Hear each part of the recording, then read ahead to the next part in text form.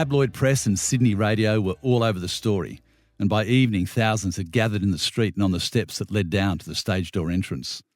The authorities didn't take the judge's decision too well and armed up. Paddy wagons materialised from nowhere, and the riot squad took up position in the forecourt while others lurked in side streets. To cap things off, a phalanx of mounted police were watching from the park opposite. As promoters were wont to do, Jay took the opportunity to maximise his swan song and packed the room to overflowing and beyond. It felt hotter than anything we'd previously experienced, if that was possible, and the mood was wild and dangerous.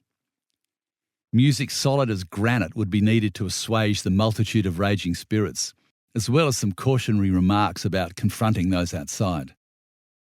After we finished the set, I duly destroyed the wooden stage, cheaply built, prone to the wobbles and the subject of numerous complaints because of its condition, with a steel microphone stand. It was time for some spectacle, I figured, and Pat J wasn't likely to take the makeshift infrastructure with him. We then staggered off what was left of the stage, drenched in sweat and completely drained, stumbling over bodies slumped in the narrow passages that led to a grotty dressing room. The air was on fire. It felt like all the available oxygen had been vacuumed out of the room, and I wasn't faring well. A decision was taken to get out quick via the fire escape, but had been locked and chained by Jay to stop anyone getting in, and now we couldn't get out. There was no hope of getting through the crowd, densely packed and wound up tight.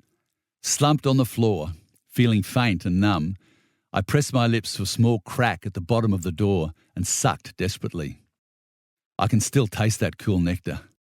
Outside was a concrete stairwell littered with building rubble, empty beer cans, cigarette butts and condoms, and reeking of vomit.